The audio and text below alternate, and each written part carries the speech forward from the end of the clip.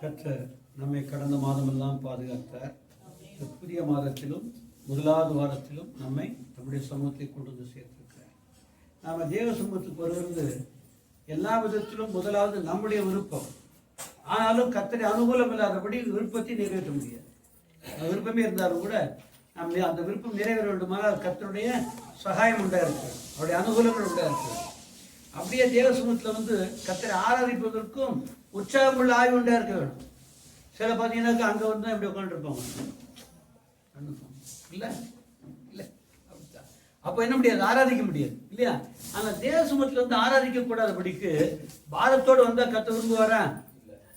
ஏன்னா பிரமாணமே போட்டிருக்காரு. என்ன போட்டிருக்காரு தெரியுமா? எருசலேமுக்கு வரும்போது பாரமான ஒன்றை உள்ள கொண்டு வரக்கூடாதுன்னு போட்டிருக்காரு. அப்போ எழுத்தின்படி உள்ள ஆலயம், அந்த எருசலேம் என்கிற ஆலயத்துக்குள்ள சுற்றி என்ன இருக்கும்? 8 வாசல் இருக்கும். அந்த வாசல் வழியா என்ன வரக்கூடாது? பாரமான ஒன்று வரக்கூடாது. அப்படின்னா விறகு வியாபாரத்துக்கு உண்டானது ஒன்றும் வரக்கூடாது. எதுவும் வரக்கூடாது, இன்னுமே வியாபாரங்கள் ஒன்றும் வரக்கூடாது. ஆலயத்துக்கு வர்றவங்க தான் வரலாம், பாரமான ஒன்று கொண்டுறக்கூடாது. அப்படி என்ன அர்த்தம்? நாம இந்த ஆலயத்துக்குள்ளாக கவலைகள், பாரங்கள், கஷ்டங்கள், கசப்புகள், வைராக்கியங்கள், பொறாமைகள், பகைகள் இதெல்லாம் உள்ள இருக்கக்கூடாது. ஆலயத்துக்கு வர்றோன்னா, தேவாலயத்துக்கு வர்றோன்னா நம்ம ஆராதிக்க எங்கிருந்து ஆராதிக்கணும்? ஆமா, எப்படி ஆராதிக்கணும்? உண்மையுடனும் ஆவியோடும் இல்லையா? அப்போ கர்த்தருக்கு ஏற்ற ஆவி இருக்கணும். உலக ஆவி இருந்தா தானே பாரம் உண்டாயிருக்கு நமக்கு இல்லையா? உலக ஆவி இருந்தா தான் பாரம் உண்டாயிருக்கும். அப்படினால கர்த்தர் நம்ம தயவாய் கொண்டு சேர்த்திருக்கிறார். நன்றியுடைய கர்த்தரை ஸ்தோத்திரிப்போம். நன்றி ஆண்டவரே, தெய்வமே ஸ்தோத்திரம். இயேசுவே நன்றி, நன்றி கர்த்தர். அதை கொண்டு வந்து சேர்த்தீரப்பா, தம்முடைய சமூகத்தை கொண்டு வந்தீரப்பா. பாரமற்றவர்களாய், இளைப்பாறுதல் உள்ளவர்களாய் தம்மை ஆராதிக்கும்படியா தம்முடைய சமூகத்தை கொண்டு வந்தீர். நன்றி, நன்றி ஆண்டவரே. கர்த்தருடைய பரிசுத்த நாமத்துக்கு ஸ்தோத்திரம் உண்டாவதாக. கர்த்தர் கடந்த நாளெல்லாம் நம்மை போதித்து நடத்தினார். அதோடு கூட அனுதினமும் போதிக்கிறார். அதோட விட வாரத்துல ஒரு நாள் போதிக்கிறார் இல்லையா? அப்போ எல்லா விதத்திலும் எது முக்கியம்? அனுதினம் போதிக்கப்படுவதா, தேவாலயத்தில் போதிக்கப்படுவது பெரிதா? அனுதினம் போதிக்கப்படுவதுதான் மிக முக்கியம். ஏன்னா ஏன் அப்பயும் தேவாலயத்துக்கு வரணும்னா நான் கீழ்ப்படியாமலும் கவலையற்றவர்களும் கரிசனையாயிராதவர்களும் இருந்தால் பாஸ்டர்கிட்ட தான் கேட்டவன். அதான் கடைசி போதனை, கடைசி விதமாக தரமான போதனை, கடைசி தரம். இது தரமான போதனை, இது தரமான போதனை. நான் கர்த்தரோடு பேசவும் அவர் நமக்கு பதிலளிப்பதும் இதான் மேன்மையான வழி நடத்தும். மிக மிக மேன்மையான வழி நடத்தல் அதுதான். அந்த 2ஆம் பட்சம் தெரியுமா? வேதம் வாசிக்கணும் கர்த்தர் பேசுறாருல, அது மேன்மையானது. அதுக்கு அடுத்தது ஈக்குவல். முதல்ல எது பெஸ்ட்? எது பெஸ்ட்? எது எப்பவும் கர்த்தரோடு சம்பாஷிப்பதும், அவர் நமக்கு உத்தரவு சொல்வதும், அவர் நம்மை போதிப்பதும், நாம் கீழ்ப்படிவதும், இந்த 2 நடந்துட்டே இருக்கும். நாம் இடத்தை கேட்க வேணும், அவர் நமக்கு பதிலளிக்க வேண்டும். 2வது அவர் நமக்கு போதிக்க வேண்டும், நாம் அந்தபடியே கீழ்ப்படிய வேண்டும். இதுதான் மேன்மையான ஒரு அனுபவம். எத்தனை பேருக்கு இந்த அனுபவம் வேணும்? அல்லேலூயா. நாம் கர்த்தரோடு பேசுறவர்களா இருக்க வேண்டும், கர்த்தர் நமக்கு பதிலளிக்கிறவர்களா இருக்க வேண்டும், அவர் நமக்கு போதிக்க வேண்டும், அதை நாம் கைக்கொள்ளவர்களா இருக்க வேண்டும். இந்த அனுபவம் தான் ஒரு கர்த்தருடைய பிள்ளைக்கு வேண்டிய மிக மிக அத்தியாவசியமான ஒரு வாழ்வு. அப்ப எப்படி கர்த்தர்கிட்ட பேசுறது? மனுஷிடத்தை பேசுறது போல பேசணும். எப்படி? மனுஷிடத்தை பேசும் போல பேசணும். நீ மனுஷிடத்தை பேசுற மாதிரி கர்த்தர்கிட்ட போய் கண்டதெல்லாம் பேச முடியுமா? என்ன வரும்? உத்தமமா இருந்தா சத்தமா பேசலாம், இல்லைன்னா தாழ்த்திட்டு போய் நிக்கணும் இல்லையா? இல்ல அப்படித்தானே? அப்போ நம்முடைய ஜீவிதம் கர்த்தருக்கு நேராக நேர்த்தியா இருக்குமானால் நம்மோட ஐக்கியம் கர்த்தரோடு கூட நேர்த்தியா இருக்கும். நம்முடைய ஜீவியம் பணத்தை தேடி, பொருளை தேடி, உலகத்தை தேடி, மாம்சத்தை தேடி, மனுஷரை தேடி திரியுமானால் நம்முடைய இருதயம் கர்த்தரோடு பேசத்தக்கதாக எப்படி இருக்காது? விடுதலை பெற்றதா இருக்காது. நான் கர்த்தரை சிநேகித்து, கர்த்தரையே சிநேகித்து, கர்த்தரை மாத்திரம் சிநேகித்து நான் கர்த்தருக்காக ஜீவிப்பேன். ஆனால் கர்த்தரோடு பேசுகிறது எல்லா நேரம் உண்டாது. எப்ப இருக்கும்? எல்லா நேரம் பேசிட்டே இருக்கலாம். பேசலாமா? ஈஸியா பேசலாம். உலகத்துல எல்லாத்தையும் நடந்துகிட்டே இருக்கலாம், காரியம் செஞ்சுட்டே இருக்கலாம், ஏதோ வேலை செஞ்சுட்டே இருக்கலாம். ஆனா எங்க பேசிருக்கலாம்? உள்ள ஆண்டோடு பேசிக்கொண்டே இருக்கலாம். அதான் நம்ம ரெண்டு வாழ்க்கை வாழ்றோம். ஒன்று சர்வபிரகாரமான வாழ்க்கை வாழ்கிறோம், மற்றொன்று ஆவினாலே கர்த்தரோடு ஒரு வாழ்க்கை நடத்தி கொண்டிருக்கிறோம். இது எல்லா நேரத்திலும். அப்பத்தான் நம்ம செய்கிற காரியங்கள், பூமியில நம்ம ஜீவிக்கிற ஜீவியம் அவராலே போதிக்கப்பட்டும் அவராலே நடத்தப்பட்டும் ஜீவிக்கிறதாய் காணப்படுமே அல்லாமல் கர்த்தராலே நடத்தப்படுகிறவன் எப்பொழுதும் கர்த்தரோடு பேசிக் கொண்டிருக்கிறார். எப்பொழுதும். எப்படி? எப்பொழுதும். வேலை செய்யும்போது கூட ஆண்டவர் முகத்தான் செய்கிறேன், நான் செய்கிற வேலை நஷ்டமாக போகக்கூடாது, இதை சாப்பிட்றவங்க நல்லா இருக்கணும். உதாரணமாக ஹோட்டல் வச்சுக்க சாலமன் மாதிரி என்ன பண்ணோம், அப்படியே இந்த சாப்பாடு சமைக்கிறேன், அவங்க நல்லா இருக்கணும், அவங்க மனசுக்குள்ளே அவங்க கிறிஸ்டியன்ஸு ஹோட்டல் நீட்டாக வச்சுக்கிறாங்க, சூப்பராக கொடுக்குறாங்க, அவங்க சாப்பாடு சாப்பிட்டா நல்லா இருக்குது, உடம்பு ஆரோக்கியமாக இருக்குது, ஒரு ப்ராப்ளம் வரதில்லை அப்படின்னு சொல்கிற மாதிரி இருக்கணும்னு சொல்லாமல் சொல்லணும். நான் யார்கிட்டயோ ரெண்டு வார்த்தை பேசினா அவங்க காயப்படக்கூடாது, அவளுக்கு ஆறுதலா இருக்கணும். அது எப்படி இருக்கும்? இதமா இருக்க வேணும். அப்படி என்ன சொல்லுவாங்க, அவங்கள்ட்ட போய் பேசினாலே என்னமோ சந்தோஷமா இருக்குங்க, அப்படியே பேசுவாங்க. ஆமா, அவங்கள்ட்ட பேசினா எப்படி இருக்குமா? என்ன பார்த்தா ஒருத்தன் கிட்ட வர மாட்டான் ஒரு காலத்துல. ஏன்னா ரெக்கனு குரூப் ஃப்ரெண்ட் இருக்கிறாங்க, அவங்க தான் வருவாங்க. மற்றவங்க நம்மளை பார்த்தா குட் மார்னிங்மா பட்டுமா அப்படின்ட்டு போயிட்டே இருப்பாங்க. ஆனா ரட்சிக்கப்பட்டதுக்கு அப்புறம் எல்லாரும் வரவே மாட்டாங்க. வழக்கமாக இருக்கிற ஒருத்தரும் வரதில்லை. வேதனையா இருக்கிறான் பாருங்க, ஏன் கஷ்டப்படுறான் பாருங்க, அவன் மட்டும்தான் வருவான். வந்து ஜேம்ஸே சும்மா வந்தம்மா அப்படின்வான். சரி உட்காருமா அப்படின்னு சொல்லிட்டு நான் ஏதோ வேலை பார்த்துட்டு இருப்பேன், ஏதோ எழுதிட்டு இருப்பேன், பண்ணிட்டு இருப்பேன். அப்போ நான் முடிச்சுட்டு ரைட் சொல்லுங்க மறுபடியும் என்ன சொல்லுங்க அப்படின்னா, ஒன்றும் இல்லைம்மா சும்மா தான்மா வந்தேன் அப்படின்னா ஒரு அர்த்தம் சொல்கிறேன். நான் சரி திருப்பி ஏதோ எல்லாம் பார்த்துட்டு திருப்பி வந்து உட்கார, இப்போ சொல்லுங்க மறுபடியும் எல்லாம் ஃப்ரீ ஆகிட்டேன் அப்படின்னு. ஒன்றும் இல்லைம்மா நான் சும்மா இருந்தேன் அப்படின்னு எனக்கு சீனியர் திருப்பியும் கொஞ்சம் பொறுத்து மாதிரி சொல்லுங்க என்ன விஷயம் சொல்லுங்க அப்படின்னு. நான் சும்மா உங்ககிட்ட வந்தா சந்தோஷமா இருக்கு, உன்னை உட்காந்து பார்த்துட்டு இருந்தாலும் நிம்மதியா இருக்கு, இங்க வந்து உட்காந்தாலும் நல்லா இருக்குது, அதுக்காக வந்துட்டு போறேன், நீ ஏன்டா வந்த மாதிரி கேட்கற, நீ அப்படிலாம் கேட்காத, உட்காந்து பேசாம போக விடு. எப்படி நாம கர்த்தருடைய சமூகத்தில் இருந்தோமானால் நம்ம இடத்துல வந்து உட்கார்ந்து இருப்பது எனக்கு சந்தோஷமா இருக்கும். எப்படி வந்து உட்கார்ந்து போறதே சந்தோஷமா இருக்கும். ஒன்னும் பேச வேணான்றான், அவனு ஒன்னும் பேச ரெடியா இல்லை. என்ன சொல்றான், இங்க வந்து உட்கார்ந்து இருந்தாலும் நிம்மதியா இருக்குது.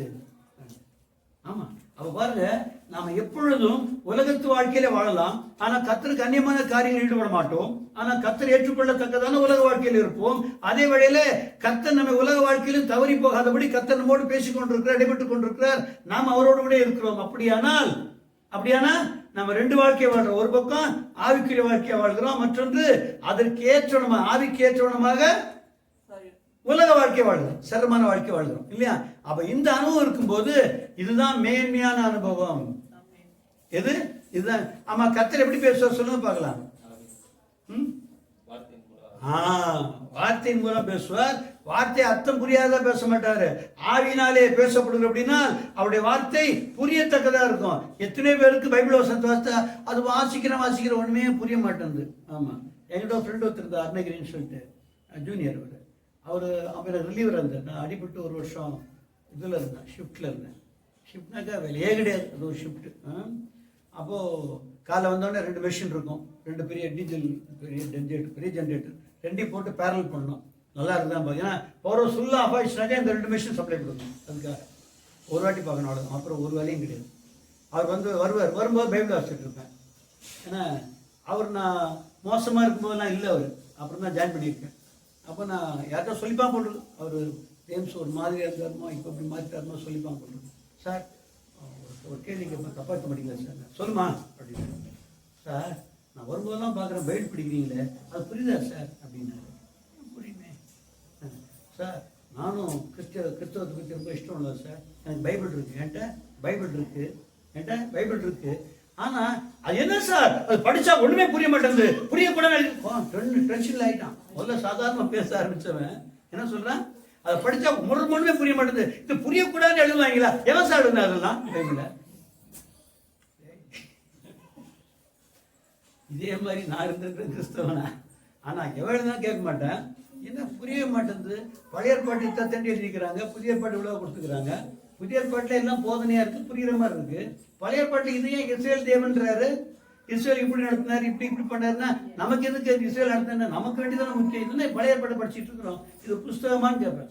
நான் சொல்ல மாட்டேன் வெளியே, நான் பெந்தகோஸ்காரன் சொன்ன அடி விடும், சொல்ல மாட்டேன். மனசுல நினைச்சுங்க, சின்னதுலேயே 12 வயசு 14 வயசு அப்படிதான். பாருங்க, நம்முடைய ஜீவியத்துல வார்த்தைகள், தேவனுடைய வார்த்தை நமக்கு புரிய வேண்டுமானால் என்ன இருக்கணும்? ஆவி இருக்கணும். சொன்னல வாயு ஆவினாலும் வார்த்தையினாலும் பேசுவார்னு. அப்போ வார்த்தை இருந்தா போதாது, ஆவி இருந்தா தான் கர்த்தருடைய வார்த்தை புரியும். ஏன்னா அது ஆவிக்குரிய காரியங்கள். பைபிள் எழுதப்பட்டிருக்கிற எல்லா உபதேசங்களும் ஆவிக்குரியது. ஆவிக்குரியவர்களுக்காக ஆவிக்குரியவர்களை மாம்சத்திலிருந்து முற்றிலுமாய் மாற்றி ஆவிக்குரியவர்களாக்கி அப்படி என்ன பண்ணுவோம், ஆவிக்குரிய ராஜ்யத்தை விட்டு சேர்க்கிறோம். எங்க பௌதிகமான உலகத்துல இல்ல, மாம்சிகமான உலகத்துல இல்ல, ஒரு ஆவிக்குரிய ராஜ்யத்தை கொண்டு பரலோக ராஜ்யம் என்பது ஆவிக்குரிய ஜீவியம். அப்படித்தானே? பரலோராஜ்யம் எப்படி போட்டிருக்கான்? பரலோராஜ்யம் அது புசிப்பும் குடிப்பும் அல்ல, நீதியும் சமாதானமும் பரிசுத்த ஆவியினால் உண்டாகிற சந்தோஷமா இருக்கிறது இல்லையா? அப்போ புசிப்பு குடிப்பு இதெல்லாம் எது? பூமிக்குரிய ஜீவியம். பூமியில வேற என்ன சொல்ல பார்க்கலாம்? புசித்து குடித்து தூங்குறது இல்லாம வேற என்ன வாழ்க்கை இருக்கா என்ன? நம்ம சொல்லிட்டு இருக்கலாம் நூறு. ஆனா மனுஷன் தேவை என்ன? புசிக்கணும், குடிக்கணும், தூங்கணும், இதுதான் இல்லையா? ஆனால் பெரிய அடுத்த வாழ்வு என்ன வாழ்வு? ஆவிக்கிற வாழ்வு இல்லையா?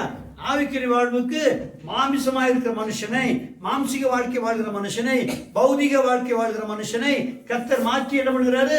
ஆவிக்கிறவனாக்கி கொண்டு வருகிறார். அப்போ நாம் எப்படி இருக்கணும்? ஆவிக்கிறவர்களாய் காணப்பட வேண்டும். நம்ம ஆவிக்குரிய ஜீவ சூழலாக காணப்படும் என்றுதான் கர்த்தர் அழைத்திருக்கார். நாம் எப்படி இருக்கிறோம்? இப்போ எப்படி இருக்கிறோம்? மாம்சமா இருக்கிறோம். ஆனால் நமக்குள்ளே கர்த்தர் தம்முடைய ஆவியை தந்திருக்கிறபடினாலே, ஆவியா இருக்கிற வசனத்தை நமக்கு பேசுகிறபடினாலே, அந்த வார்த்தையின்படி ஜீவித்து ஆவினால் நடத்தப்பட்டவர்களாய் நாம் கொஞ்சம் கொஞ்சமாக மாம்ச ஜீவி மற்றவர்களாக ஆவிக்குரிய ஜீவிகளாக காணப்படுகிறோம் இல்லையா? அப்போ யார்கிட்ட அதிகமா பேசுறோம்? ஆவியா இருக்கிற தேவனோடு பேசிக் கொண்டிருக்கிறோம். அதுக்கத்தான் ஆவியா இருக்கிற தேவன் நமக்குள்ளே வாசமா இருக்கிறார். யார் பேசிக்கிட்டு இருக்கிறான்? ஆவியானவர் யார் பேசுறா? யார் பேசுறா? நம்முடைய ஆவியை கொண்டு யார் பேசுறா? நம்முடைய ஆவியை கொண்டு ஆவியானவர்கிட்ட பேசுறோமே. நம்முடைய ஆவியை கொண்டு ஆவியானவராகிய தேவனோடு பேசுகிறோம். யார் பேசுறாங்க? நாம பேசுறோம். யார் பேசுறா? நாம யார்? அது ஆத்மா பேசுறோம் இல்லையா? வாசிங்க 3 யோவான்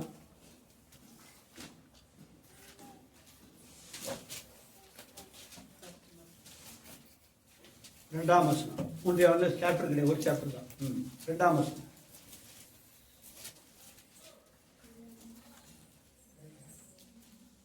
யோவான் 1ஆம் அதிகாரம் 2ஆம் வசனம் வச்சுங்க. 3 ஜான் வாசி.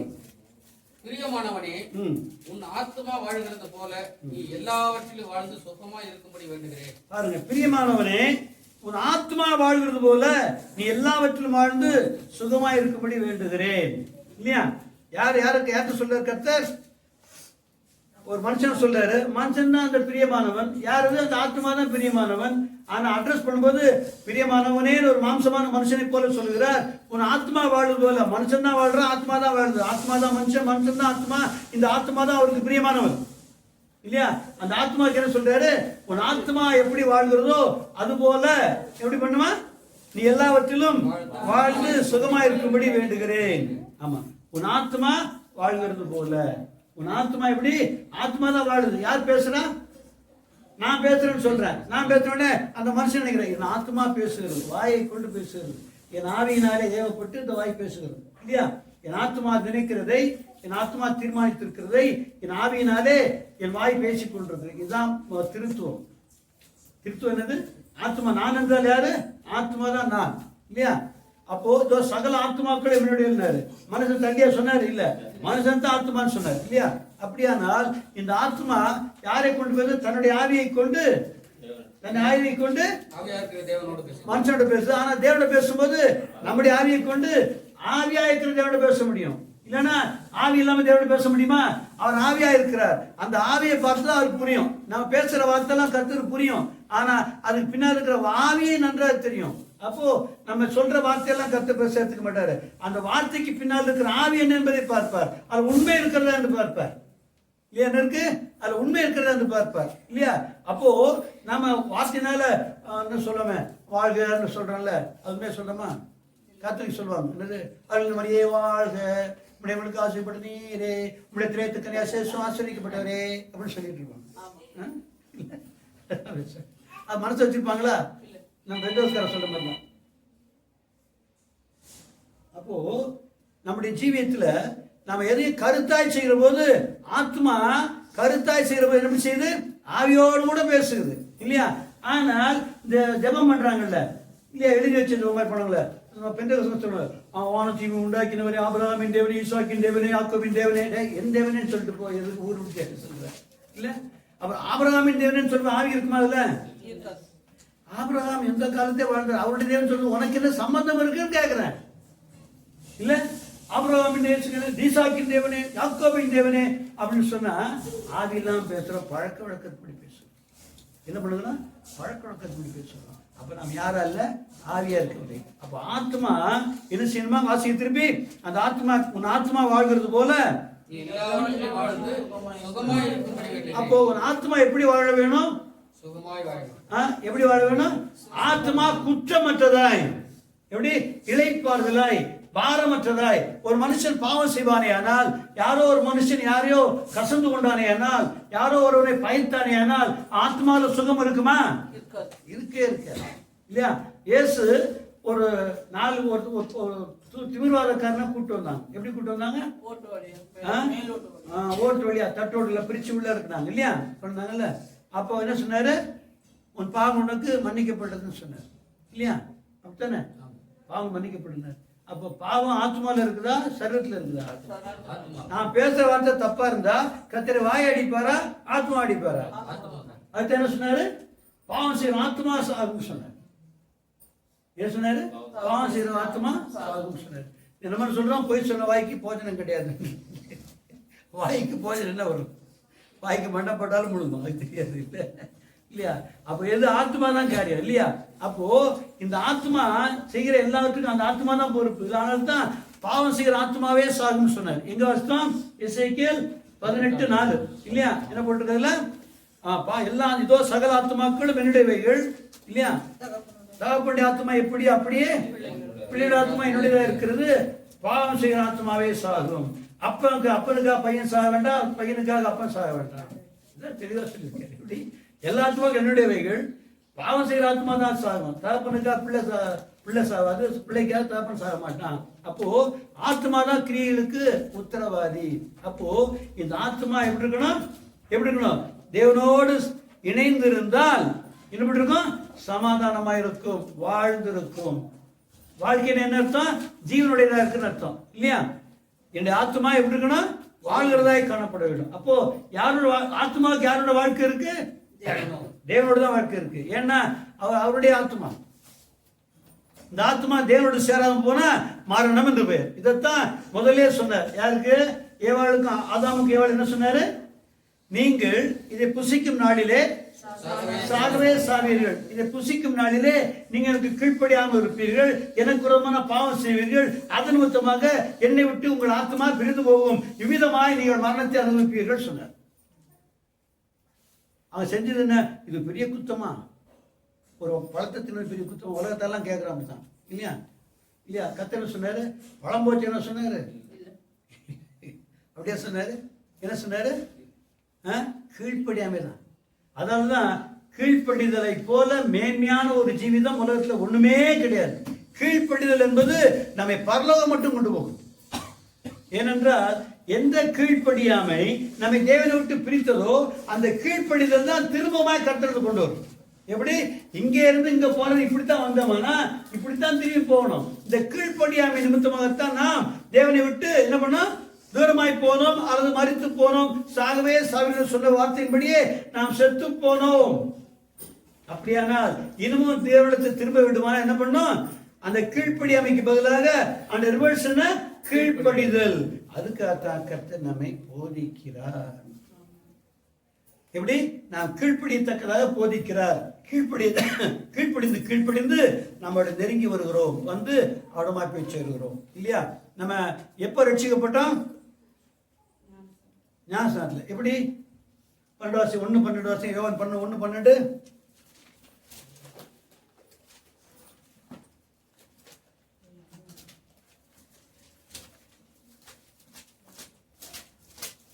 அவருடைய நாமத்தின் மேல்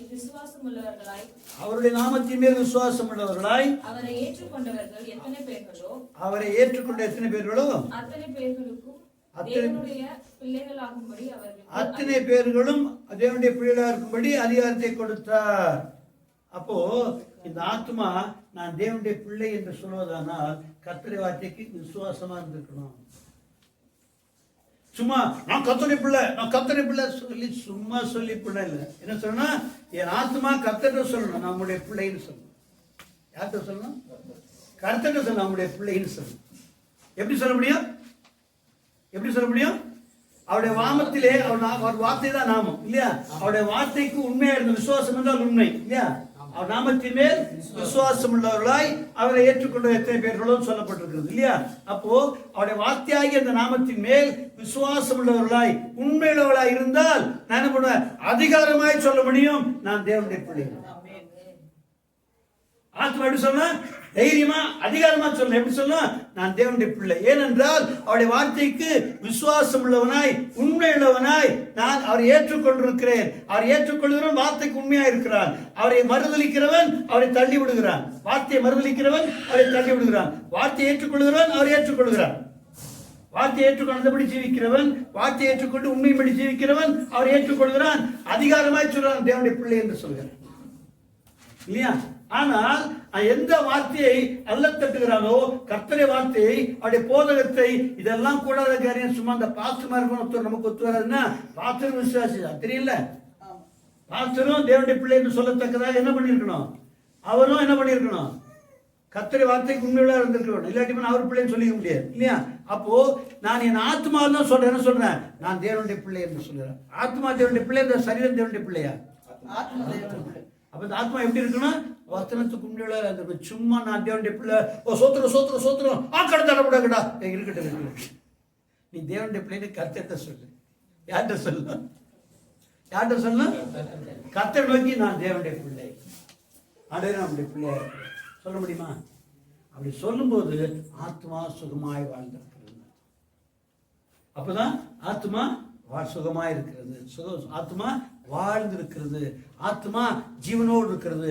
கர்த்தருக்கு வித்தியாசமான கர்த்தருக்கு பிரியனுடத்தக்கதான காரியங்கள் பிரவேசியாதபடி எப்பொழுதும் கர்த்தருடைய சேர்ந்திருக்கத்தக்கதாக வார்த்தைக்கு ஒப்பு கொடுத்து வார்த்தைக்கு முன்னாடி ஜீவிக்கிற நான், என் ஆத்மா தேவனோட சேர்ந்திருக்கிறது. அப்போ என் ஆத்மா வாழ்கிறது. என் ஆத்மா வாழ்ந்திருந்தா என்ன செய்வேன்? எல்லாருக்கும் சுகமா இருக்க முடியும் இல்லையா? சுகம் போட்டிருக்கு இல்லையா?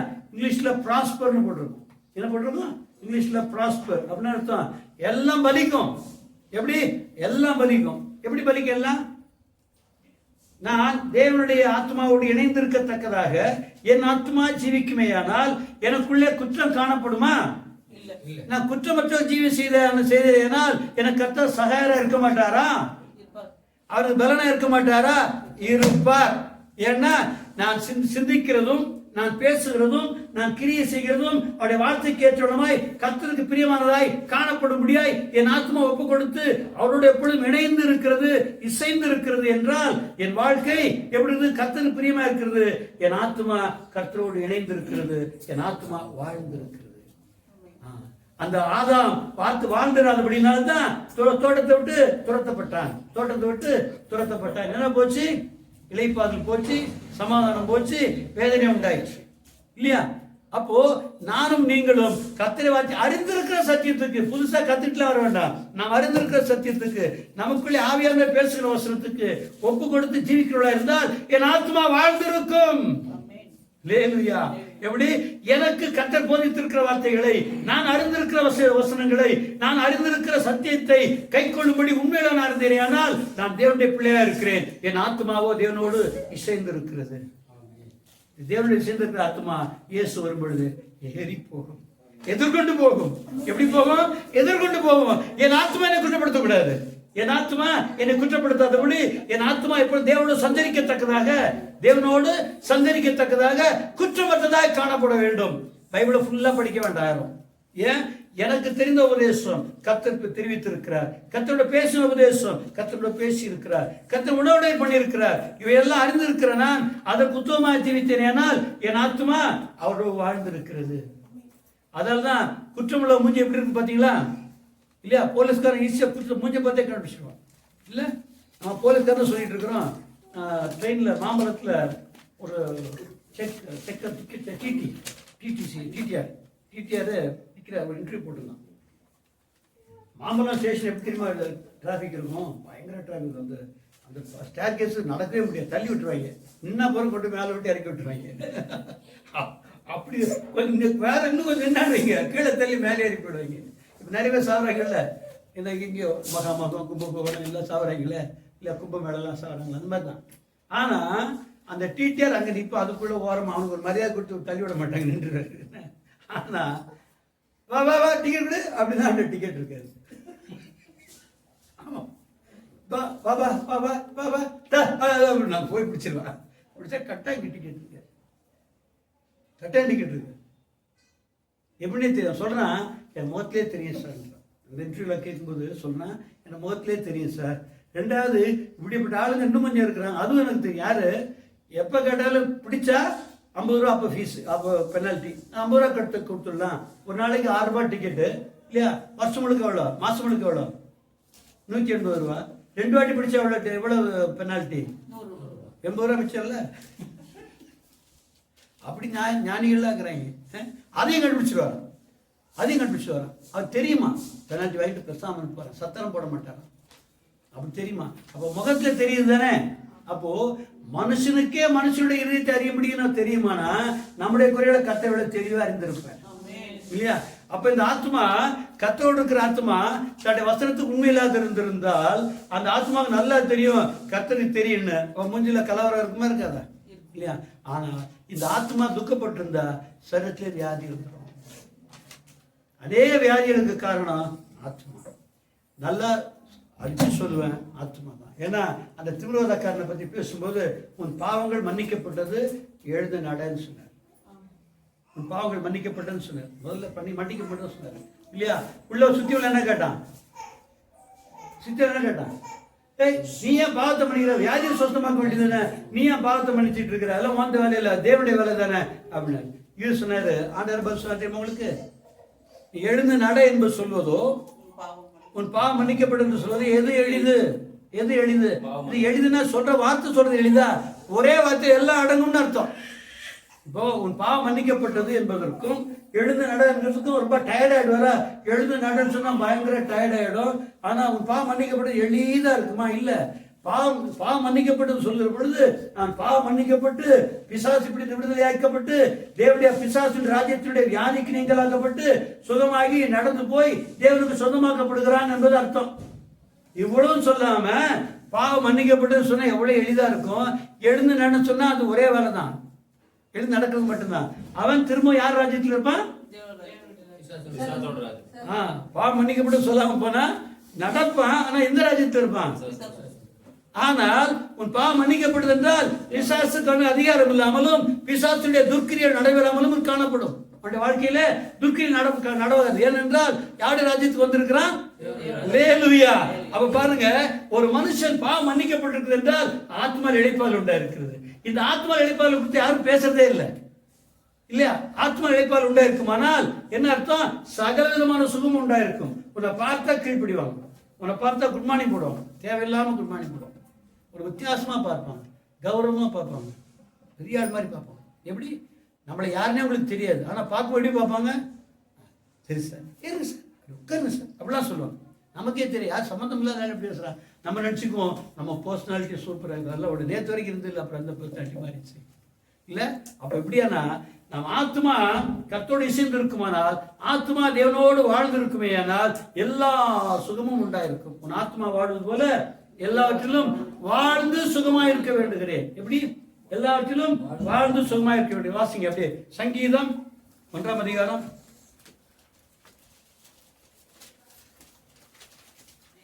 3ஆம் வசனம்.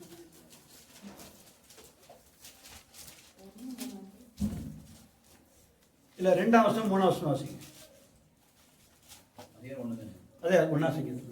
கர்த்தருடைய வேதத்தில் பிரியமாயிருந்து, கர்த்தருடைய வேதத்தில் பிரியமாயிருந்து இரவும் பகலும் அவருடைய வேதத்தில் தியானமாயிருந்து, இரவும் பகலும் அவருடைய வேதத்தில் தியானமாயிருக்கிற மனுஷன் பாக்கியவான்.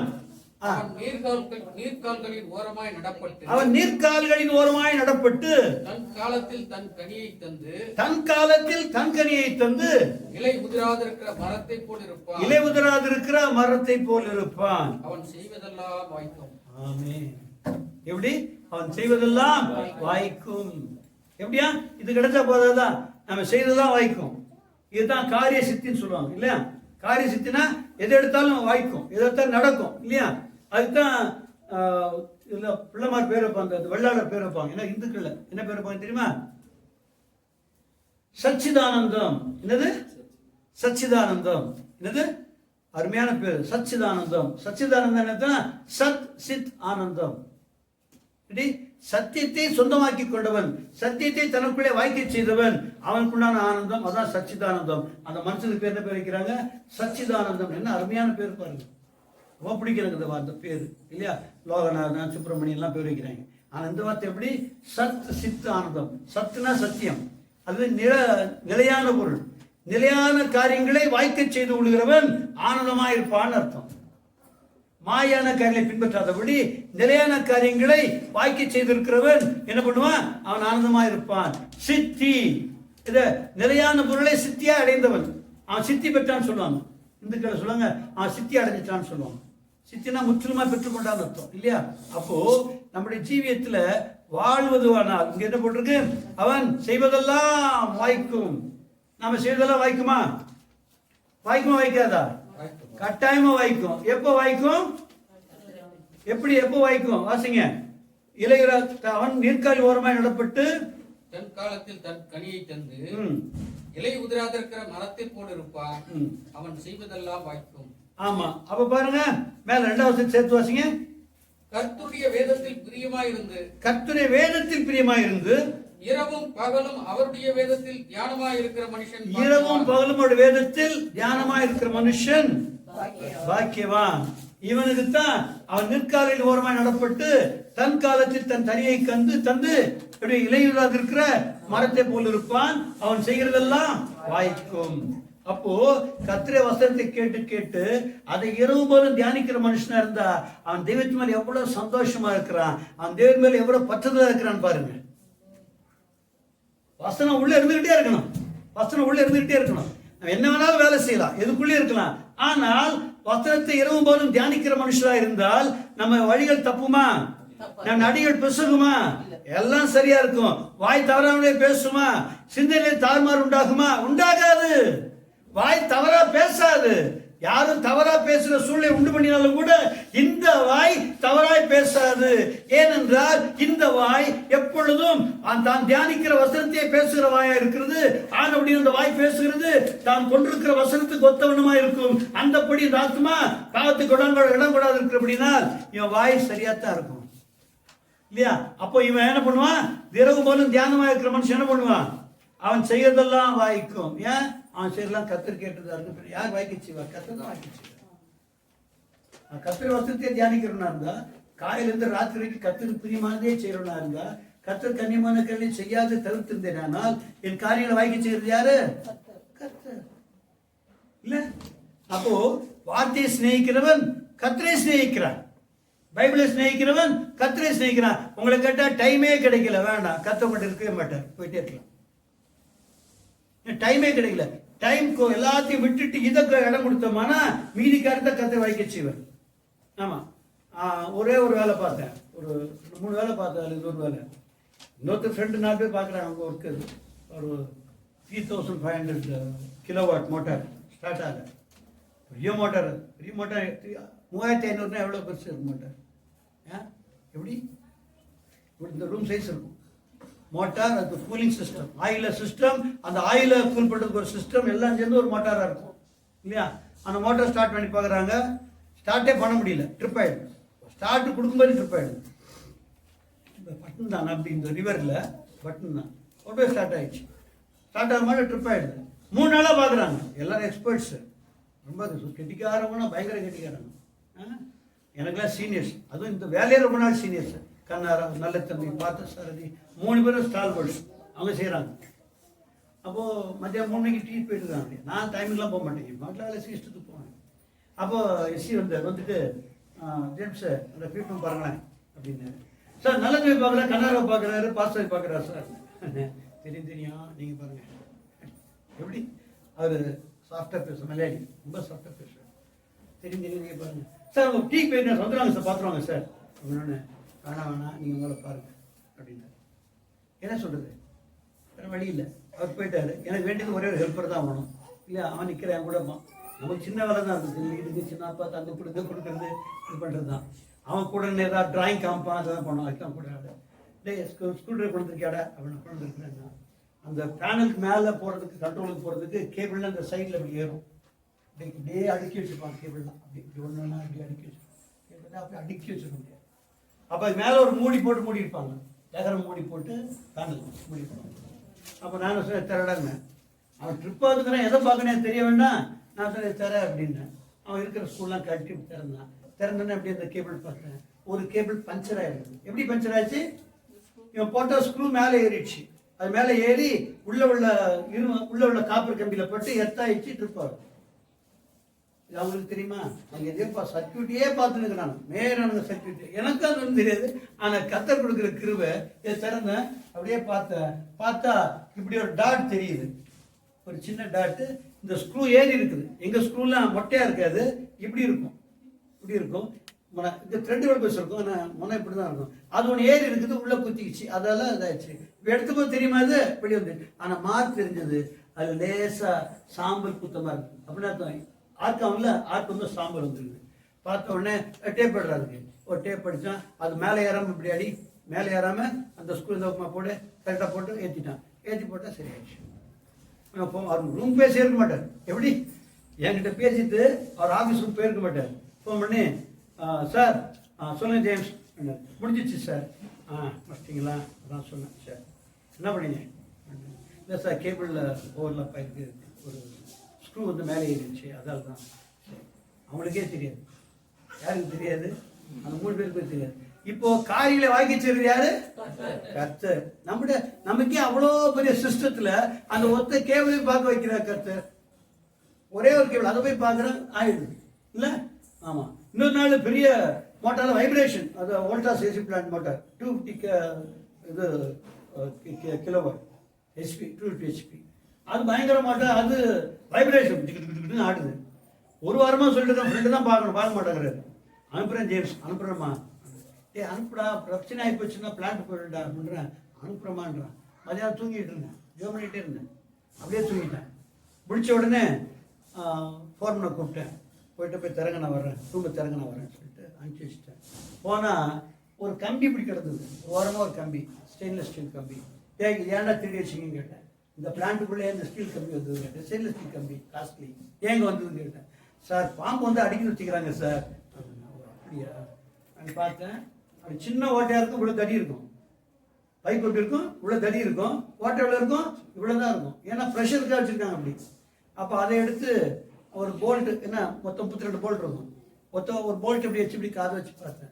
நம்ம ஊரில் ஊதுவாங்களே, அதை அப்படி வச்சு அப்படி கேட்கும், ஊன்னு சத்தம் கேட்குல்ல, அது மாதிரி அந்த போல்ட் மேலே வச்சேன். டிங் டிங் டிங் டிங் சத்தம் கேட்குதுங்க. அப்புறம் அடுத்ததில் வச்சா கொஞ்சம் அதே மாதிரி சத்தம் கேட்டுச்சு. 10வது போல்ட்டுக்கு போகும்போது வேறு மாதிரி சத்தம் கேட்டுச்சு. இதை மார்க் பண்ணிக்கிட்டாங்க. அப்படி லைனாக பாட்டுருந்தேன். 4 போல்ட் ப்ராப்ளம், அதை டைட் பண்ணிட்டாங்க. டைட் பண்ணால் சரியாயிடுச்சு. இது நமக்கு என்ன மெக்கானிக் படிச்சிருக்கோமா? இது அது மாதிரி வேலையா? ஏன்னா மொத்தத்தையும் கல்டிவேட் பண்ணுவாங்க. நமக்கு இந்த பைப்பு வச்சா கண்டுபிடிக்க முடியுதுல்ல. யார் சொல்லி தருது? அவன் செய்வதெல்லாம் வாய்க்கும், அவன் செய்வதெல்லாம் வாய்க்கும். நான் கர்த்தருக்கு பிரியமா இருந்து, அவருடைய வேதத்தின் தியானமா இருந்து, அவருக்கு பிரியமான வேலையை செய்வோமே. ஆனால் அவர் என்ன பண்ணுவாரு? காரியங்களை வாய்க்க செய்வார். நம்முடைய ஞானத்தினால் அல்ல, சூழ்நிலை அனுகூலங்கள் அல்ல, கர்த்தராலே காரியங்கள் வாய்க்கும். ஆனால் நம்ம எப்படி இருக்கணும்? அவருடைய வேதத்தின் மேல் பிரியமா இருக்க வேணும். எப்படி இருக்கணும்? என்ன பண்றது? பைபிளே வாசிக்க முடியல, சனி என்ன பண்றது தெரியல. ஒவ்வொரு வாட்டியும் பாஸ்டர் கேட்கிறாரு, அது சொல்லவே முடியல. ஏன்டா இந்த தலைவலித்தத்தை படிச்சு தொலைக்கணும் பாக்குறேன், படிச்சு தொலைக்கணும் பாக்குற முடியவே இல்லை. எப்படி இருந்தா ஒண்ணு வாய்க்க வேதத்தின் மேல் பிரியமாயிருந்து வாசிக்கிற வசத்தை இரவும் போல தியானமாயிருந்தால் நீயும் நானும் செய்கிறது அனைத்தும் வாய்க்கும்.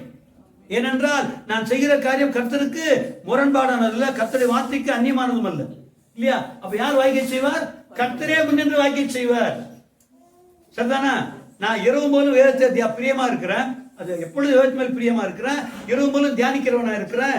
இப்போ என்னுடைய கிரியைகள் எப்படி இருக்கும், அது கேட்கணுமா தான் இருக்கும். அப்ப நான் செய்யறதா வாய்க்கும் வாய்க்காதா? நிச்சயமா இருக்கும். எத்தனை பேர் காரியம் வாய்க்கலன்னு நினைக்கிறீங்க? எதை பத்தி கவலைப்படாம கர்த்தரை தேடுங்கள், கர்த்தருடைய வேதத்தை பிரியமாயிருங்கள். அதை இரவு போதும் தியானித்து ஏன் அப்படி எழுதியிருக்கிற கர்த்தர் இப்படி ஜீவிக்க முடியுமா என்பதெல்லாம் சொல்லி சிந்தித்து பாருங்கள். அவரோடு பேசுங்கள், அவரோட மனதில் தெளிவை தருவார். அப்பொழுது நாம் செய்கிற காரியம் அவர் கேட்டதா இருக்கும். அப்பொழுது நாம் செய்கிற காரியம் நிச்சயமா வாய்க்கும். ஏனென்றால் கர்த்தருடைய கரம் கூட இருக்கிறது. ஏனென்றால் நீங்களும் நானும் வேதத்தை அறிந்திருக்கிறபடியே அதற்கேற்ற ஜீவித்தை செய்கிற பொழுது தேவன் தாமே கூட இருந்து காரியங்களை வாய்க்க செய்வார். அதுக்கப்புறம் நானும் ஜோம் பண்ணி பார்த்தேன், ஒன்றும் நடக்கல. அது நடக்காது. நீ தான் கடை வாங்கி வீட்டை கட்டணும்ன்றல, வட்டிக்கு விட்டு பிழைக்கணும்னு நினைக்கிறல இல்லையா? வட்டிக்கு விடணும்னு நினைக்கிறோம்ல, அப்புறம் வாய்க்குமா? வாய்க்காது. அப்புறம் என்ன பண்றது? வேதத்துல பிரியமா இருக்கணும், அதை தியானிக்கிறதா இருக்கணும், அதுக்கேற்ற மாதிரி ஜீவிக்கணும். இப்போ காரியங்களை வாக்கி செய்வார். இப்போ அருண் சொன்னது போல வார்த்தையினால் ஆவியினால் பேசுறவரா இருக்கிறார் கர்த்தர். எப்படி? வார்த்தையினால் பேசினா நம்ம சரியா புரிந்து கொள்ள முடியாது. வார்த்தையில பேசினா சரியா புரிந்து கொள்ள முடியும். கூட என்ன வரணும்? ஆவியானவர் வரணும் இல்லையா? வாசிங்க யோவான் 16ஆம் அதிகாரம் 13ஆம் வசனம்.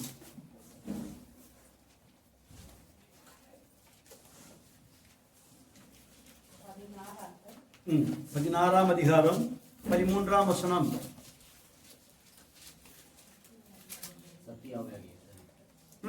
கரெக்ட். அதான்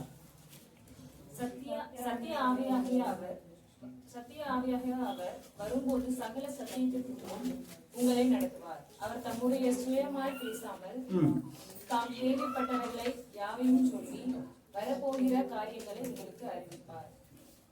போதும் பாருங்க. நம்மள English Sathya. Howbeit when the Spirit of truth is come, he will guide you unto all truth, for he shall not speak of himself, but whatsoever he shall hear, that he will speak, and he will show you things to come. அல்லேலூயா. சத்திய ஆவியாகிய அவர் வரும்போது சகல சத்தியத்திற்குள்ளும் உங்களை நடத்துவார். ஏன் அவர் நடத்தணும்? முந்தின வசனத்தை வாசிங்க, 12ஆம் வசனத்தை வாசிங்க. இன்னும் அநேக காரியங்களை நான் உங்களுக்கு சொல்ல வேண்டியதா இருக்கிறது. அவைகளை நீங்கள் இப்பொழுது தாங்க மாட்டீர்கள். இப்பொழுது அவைகளை தாங்க மாட்டீர்கள். இங்கிலீஷ் வாசிங்க. I have yet many things to say unto you, but ye cannot bear them now. You cannot bear them. That is to say, you cannot understand.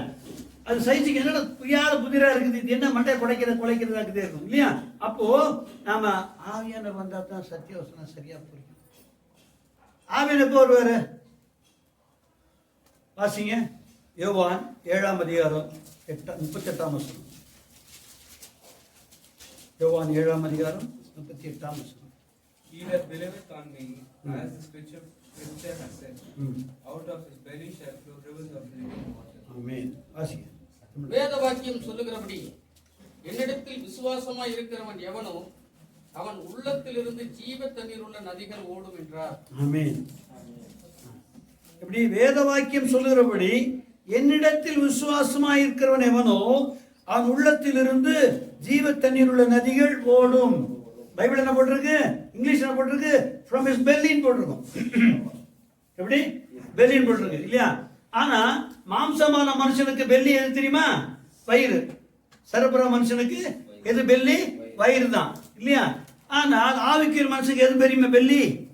எது? இருதயம். என்னது? இருதயத்துல வசனங்கள்லாம் போய் தங்கி இருக்கும், சிந்தனைகள்லாம் உருவாகும். அங்கதான் எல்லா விதமான கணக்குகள்லாம் வரும் இல்லையா? சத்தியவசத்தை கேட்டுக்கொண்டால் இருதயத்தெல்லாம் புரிந்து கொள்கிறோம் இல்லையா? அப்ப ஆவிக்குரிய மனுஷனுக்கு எது பெல்லி? இருதயம். ஆனா தமிழ்ல இங்கிலீஷ்ல பெல்லின்னு போட்டிருக்கு. ஆனா சரீரப்புற மனுஷனுக்கு எது பெல்லி? ஆனா தமிழ்ல வயிறுன்னு போட்டிருக்கா? உள்ளத்திலிருந்து போட்டிருக்கு. இங்கிலீஷ்ல பெல்லின்னு போட்டிருக்குது. சின்ன confusion. For a man who is a soul, for him shall be the belly is in his body. இல்லையா? For a man who is a spiritual person, his belly shall be his heart. His belly shall be his heart. அப்போ நன்மைகள் எல்லாம் எங்கிருந்து புறப்படணும்? தீமைகள் எங்கிருந்து புறப்படணும்? ஆமா இல்லையா? அப்ப இருதயத்தை தான் நன்மையும் தீமை அடங்கி இருக்குது இல்லையா? அப்படியானால் நாம அவருடைய வார்த்தைக்கு விசுவாசம் உள்ளவர்களா இருந்தால் நம் இருதயமாகியது தேவனுடைய வசனத்தால் நிறைந்திருக்கும். எப்படி இருக்கும்? நான் எப்பொழுதும் தேவனுடைய வசனத்துக்கு மேல் பிரியமா இருந்தவனாய், இல்லையா, அதுக்கு உண்மையான இருந்தவனால், அதுக்கு வார்த்தைக்கு உண்மையான இருந்தேனால் என் இருதயத்தில் என்ன இருக்கும்? கர்த்தருடைய வசனம் இருக்கும். அது தெளிவா இருக்கும், இல்லையா? அங்க இருந்து என்ன வரும்? ஜீவனுள்ள தண்ணீர் புறப்படும். அப்போ நான் என்ன செய்ய வேண்டும் என்று சொல்லி நமக்கு என்ன ஆலோசனையோ அங்கிருந்து புறப்படும். அப்போ வசனத்தை சிநேகிக்கிறாங்க மாத்திரமல்ல, வேதத்தையுமே பிரியமா இருக்கிறது மாத்திரமல்ல, இல்லையா, என்ன செய்யணுமா? அது விசுவாசம் உள்ளவராக இருக்கணும். அதுக்கு விசுவாசம் உள்ளவராக இருக்கணும். வசனத்துக்கு விசுவாசம் உள்ளவராக இருந்தால் நம்முடைய இருதயத்துல இருந்து என்ன வரும்? ஜீவ தண்ணீர் உள்ள அந்த நதி முதல்ல யாருக்கு சொந்தம்? எனக்கு சொந்தம், இல்லையா? அது எனக்கு சொந்தமா இருக்கும். இந்த நதியினாலே இந்த இருதயம் நிறைந்து இருக்குமையானால் நான் பேசுகிற வார்த்தைகள் மற்றவர்களுக்குள்ளே ஜீவனை உண்டு பண்ணும். மரணத்தை அல்ல, ஜீவனை உண்டு பண்ணும். ஏனென்றால் என் இருதயம் முழுவதும் எப்படி நிரம்பி இருக்கிறது? எப்படி இருக்குது? அவருடைய வார்த்தையால் நிறைந்திருக்கிறது. அப்போ அந்த வார்த்தையை விசுவாசித்து உண்மையா இருக்கு அப்படின்னால அந்த வார்த்தையை இருதயத்தை நிறைந்திருக்கிற பொழுது இங்கே என்ன வரும்? பசுத்தாவியின் மூலமாக என்ன பண்ணும்? இந்த வார்த்தைகள் அது முழு பொருளை வெளிப்படுத்தும். வார்த்தை முழு பொருளை வெளிப்படுத்தும். அப்போ இந்த வார்த்தை முதலாவது என் வாழ்க்கையை சீர்படுத்தும்.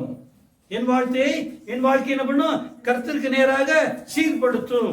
அதற்கு அப்புறமாக நான் யாரோடு வசிக்கிறேனோ, எந்த குடும்பத்தில் இருக்கிறேனோ, எந்த சமுதாயத்தில் இருக்கிறேனோ, எங்க வேலை ஸ்தலத்தில் இருக்கிறோமோ அங்கே என் வார்த்தையானது அவர்களுக்குள்ளே ஜீவனை உண்டு பண்ணும், ஒருபோதும் மரணத்தை உண்டு பண்ணாது. ஏன்னா வசனத்துக்கு உண்மையா இருக்கிறவன் இதயத்துல ஜீவ தண்ணீர் புறப்படும். அது அவனுக்குள்ளும் திரைந்த பிறகும் பெருகி வெளியே ஓடும் பொழுது சுற்றியுள்ளவர்களுக்கும் உண்டாயிருக்கும். அப்போ வார்த்தைக்கு கை கொண்டு ஜீவிக்கிறத சந்தோஷமா கருத வேண்டும். அதெல்லாம் முடியாதுங்க. நமக்கு வேலையில பூமியில ப்ரொஃபஷன்லாம் வேற மாதிரி ப்ரொஃபஷன் வேணுமானா கர்த்தர் மாற்றுவார். ஒருவேளை நம்ம வேலையில கர்த்தர் உண்மையா இருக்க முடியாது, இந்த வேலையில கர்த்தர் குணமா இருந்தா தான் ஜீவிக்க முடியும் அப்படின்னா அந்த வேலையை கர்த்தர் மாற்றுவார். எங்க சபையில ஒரு விசுவாசி இருந்தார், பொன்ராஜ்னு சொல்லிட்டு. ரொம்ப உண்மையுள்ள மனுஷன், ரொம்ப ரொம்ப உண்மையுள்ள மனுஷன். அடேங்கப்பா, ஞானமுள்ள மனுஷன், படிக்காத மனுஷன், பயங்கர ஞானம், ரொம்ப ஞானமா பேசுவார். அவர் ஆட்டோ ஓட்டுவார். அப்போ KK நகர்ல இருந்து அண்ணா நகர் போறதுக்கு 50 ரூபா. எவ்வளோ? 50 ரூபா. ஆட்டோ தெரியுமா? 10 ரூபா 50 காசு. ஆட்டோ மீட்டர் எவ்வளோ உங்களுக்கு தெரியல. சென்னை ஆட்டோ பற்றி தெரியுமா உங்களுக்கு? அவங்க விசேஷமான ஒரு தேசத்துக்கு வந்தவங்க, விசேஷமான மனுஷங்க. இப்போ பண்ணால் கூட நான் என்ன பண்ணுவேன், இதில் ஊபர்லேயோ ரேப்பிடோலையோ போட்டு பார்த்துட்டு போகலாம் எவ்வளோன்னு கேட்பேன். உடனே சார் 120 ரூபா கொடுங்க சார் அப்படின்னா அவன் 100 வர போகிறான். இதுக்கு 100 செட்டிலாக போகிறான், 120 கேட்க போகிறான். நம்ம 100 கூட கேட்போம்னு சொல்லிட்டு அவன் வருவான். நான் சொல்லுவேன், இப்போ தான் ரேப்பிடோ பார்த்துருக்குறேன், தெளிவாக பேச ரொம்ப நேரம் பேச மாட்டேன்.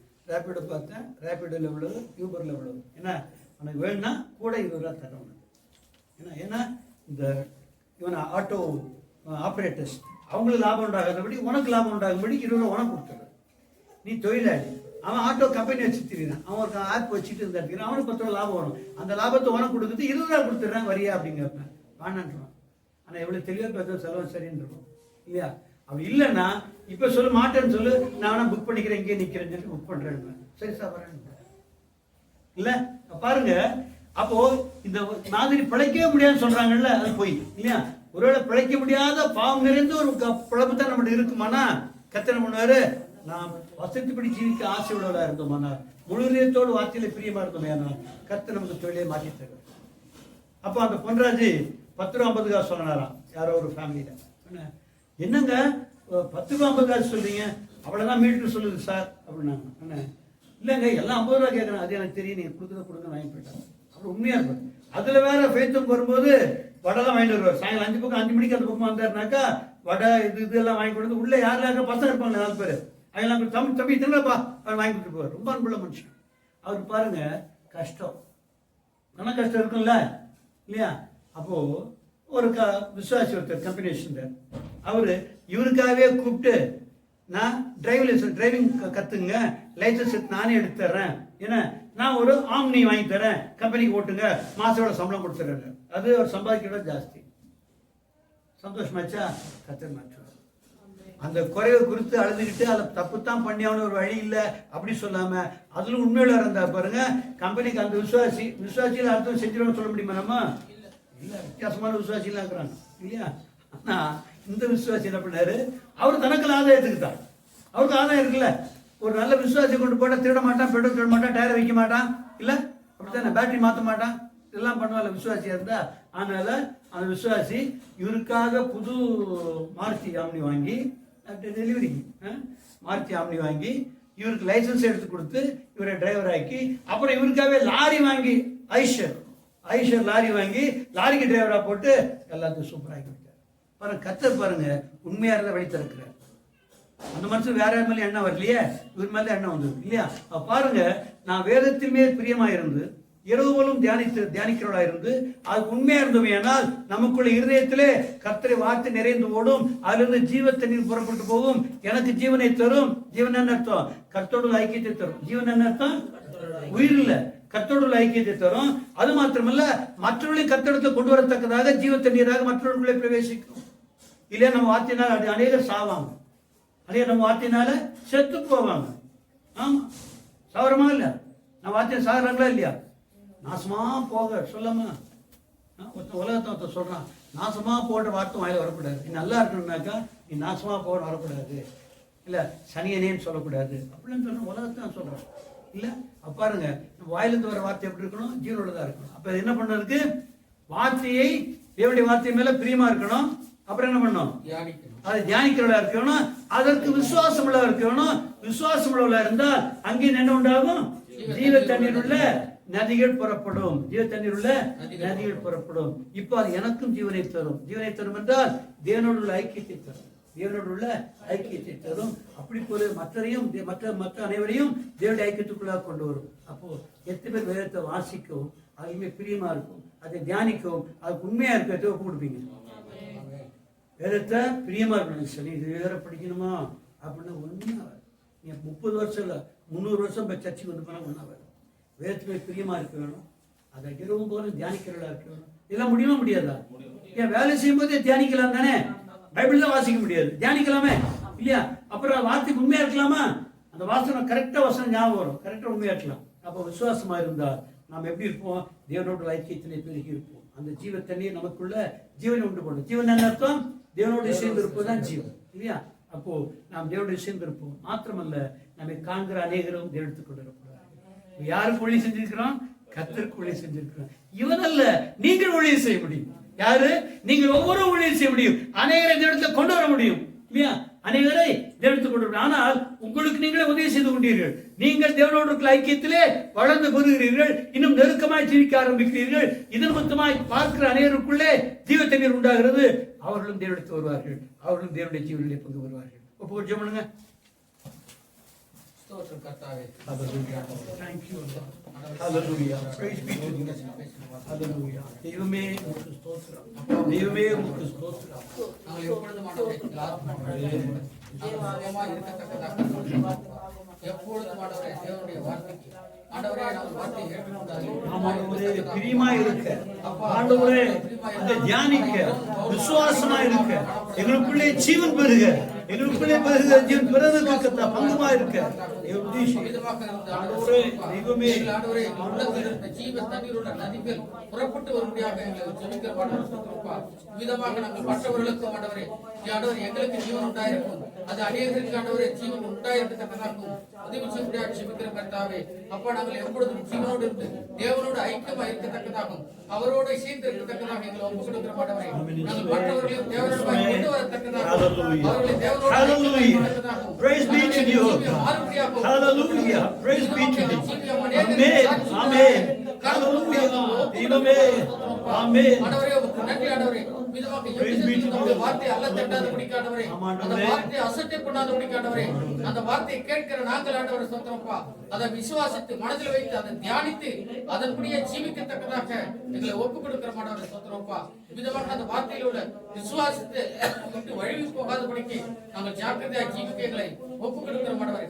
விதமா ஜீவித்து நீர் வரும்போது ஆண்டவரை முற்றிலும் குற்றமற்றவர் அல்லாதவர்களாக எங்கள் ஆத்மாவிலே ஆண்டவரை சொந்தப்பா நாங்கள் முற்றிலுமா அன்பு நிறைந்தவர்களாக காணப்படும்படியாக எவ்வித குற்றமும் இல்லாதபடிக்கு நம்மோடு கூட நாங்கள் எடுத்துக்கொள்ள தகுதி உள்ளவர்களாக மாற்றும்படியாக எங்களை ஒப்புக் கொடுக்கிறோம்.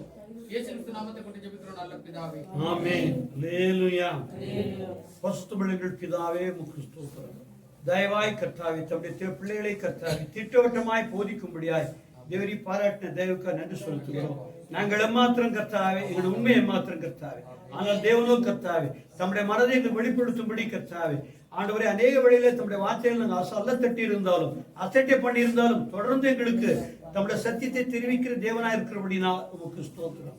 இதோ இந்த நாளும் கூட கர்த்தாவே இதற்கு பேசினபடியே கர்த்தாவே நாங்கள் எப்பொழுது வேதத்தின் மேல் பிரியமா இருக்க இரவு போதும் தியானிக்கிறவர்களாய் காணப்பட அதற்கு உண்மையுள்ளவர்களாவே காணப்பட இதன் மொத்தமா எங்களுக்குள்ளே ஜீவத்தினீர் பெருகி எங்களுக்குள்ளே இருக்கிற ஜீவியம் இன்னும் நெருக்கமாய் மாறவும் அநேகருக்கு பலனளிக்கத்தக்கதாக அநேகரும் ஜீவனடைக்கு கொண்டு வரப்படும்படியாகவும் இந்த வேளையை தந்த ஆலோசனை எங்களுக்குள்ளே நிறைவேறும்படியாக ஒப்புவிக்கிறோம் அப்பா.